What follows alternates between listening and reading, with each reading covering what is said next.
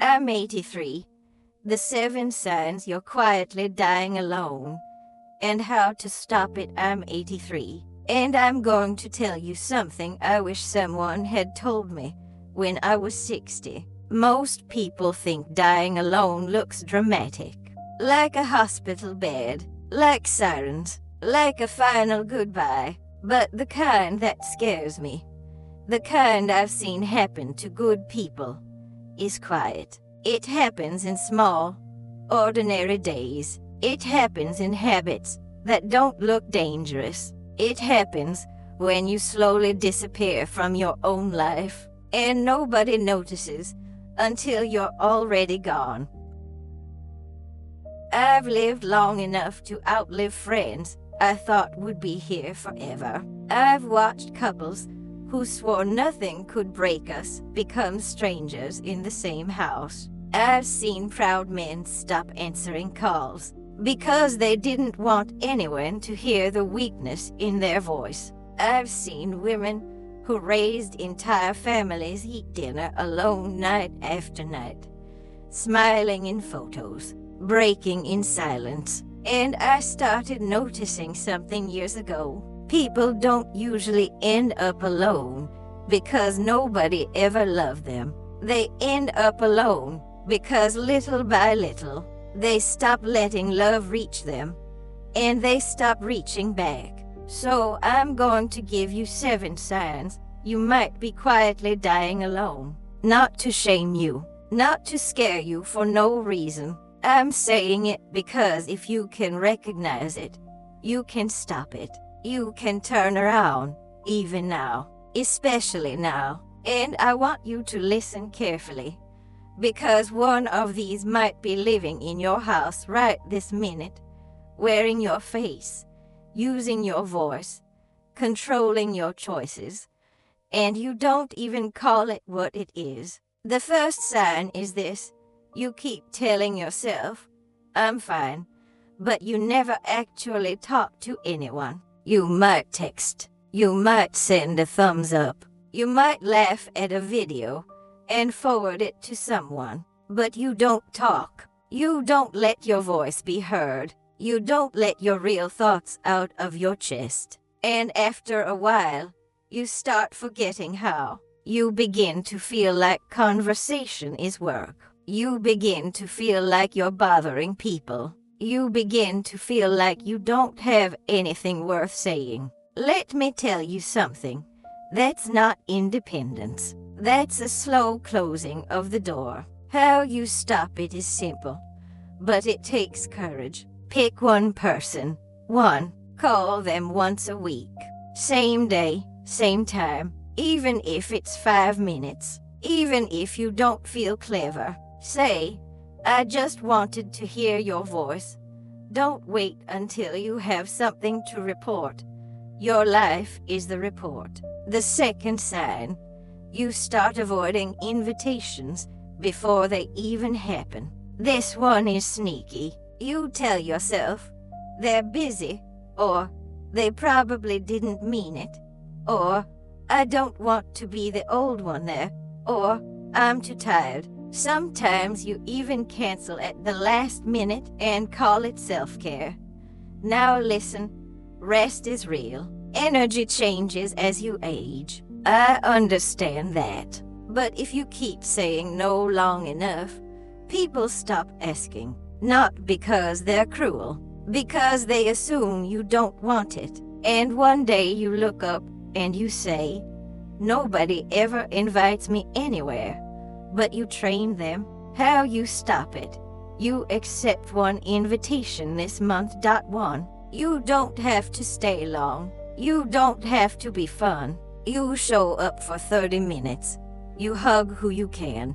You let your face be seen. Then you can go home. Showing up is not about entertaining people. It's about staying connected to the world while you still can. The third sign, your house starts becoming your whole universe. You know what I mean. The curtains stay closed a little more. The porch stays empty. The mailbox feels far. The grocery store feels like a battlefield. You start living in rooms instead of living in life. And the world doesn't get smaller. Your world gets smaller. You start thinking, this is just how it is now. No, that's not how it has to be. How you stop it. You pick a daily outside ritual. Not a big exercise plan. Not some perfect routine. A ritual. Walk to the gate. Stand in the sun for 5 minutes. Sit outside with a cup of tea. Say hello to one neighbor, even if it's just a nod. Your body and your mind need evidence that you still belong to the living world. The fourth sign, you stop taking care of your body because you think it's too late. This one breaks my heart. I've heard it from people I love. What's the point? I'm old. My best years are gone. So they stop moving. They stop stretching. They stop cooking real food. They stop drinking water. They stop going to appointments. They stop fixing the little things. And then the little things become big things. Not overnight. Quietly. How you stop it. You make one small promise to your body that you can keep. 10 minutes of movement a day. Not a gym. Not a punishment. 10 minutes to prove you're still in the fight. Drink water before coffee. Eat one real meal. Get the light in your eyes in the morning. And if you've been ignoring your health out of fear, make one appointment. Fear grows in silence. It shrinks in action. The fifth sign, you become suspicious of kindness. When you're younger, you think love is easy. When you get older, after enough disappointments, you start looking for the trap. Somebody offers help, and you think, what do they want? Somebody compliments you, and you think, they're just being polite. Somebody checks on you, and you think, they pity me. So you block the very thing you say you need, and you call it being realistic. No, that's pain talking. That's old wounds trying to protect you by keeping you isolated. How you stop it. You practice receiving just once a week. Let someone carry one bag. Let someone open one door. Let someone do one small favor. And instead of saying, no, I'm fine, you say, thank you.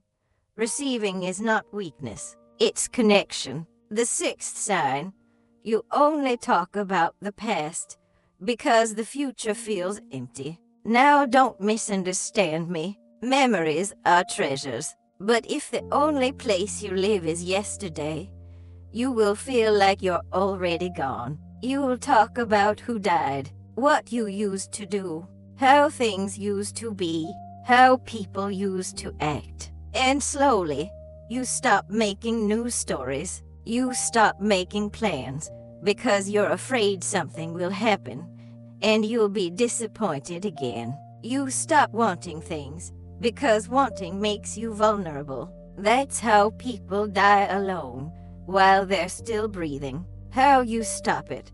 You give yourself one future event to look forward to. Small counts. A Sunday lunch. A haircut appointment. A movie night. A walk with someone. A new recipe. A class at the community center. Put it on a calendar. The calendar is not just dates. It's hope in written form. And the seventh sign. This is the deepest one. You stop telling the truth about how you feel. You learn to say, I'm okay.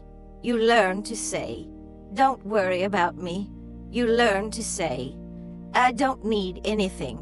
But inside you're aching. Inside you're scared. Inside you're lonely in a way that makes the walls feel loud. And because you never say it, nobody can respond to it. People are not mind readers. Even your children, even your friends, even the ones who love you. How you stop it.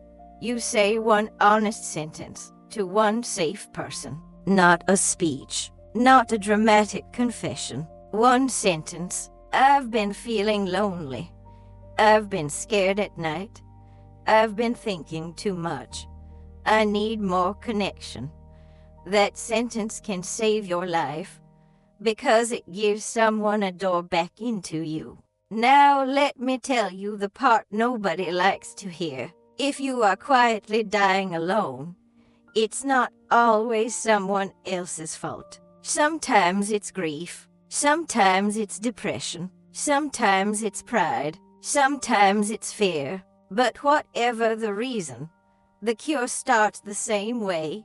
You move toward people before you feel ready. Because if you wait until you feel ready, you may never move. I've buried enough people to understand this. The end rarely comes with a warning that feels convenient. It comes on a Tuesday. It comes after a normal day. It comes while you were going to fix things next month. So don't wait. If your phone has been quiet, make it ring. Call someone. Leave a message if you have to. If you've been pushing people away, open the door a crack. If your pride has been keeping you isolated, let pride starve for once. If your fear has been running your life, remind it who owns the house. You don't have to become the most social person on earth. You just have to stay human. You just have to stay reachable. And before I go, I want you to do one thing for me. Today, not tomorrow. Write down 2 names, 2 people you can contact, and pick one small action. A call, a walk, a coffee, a simple message that says, I miss you. Can we talk? That's how you stop dying alone. Not with a big speech, with a small step, repeated. Because the quiet kind of dying happens quietly, and the quiet kind of living returns the same way. Now, if you'll excuse me, I'm going to sit where I can feel the light on my face for a few minutes. At 83, I've learned something simple.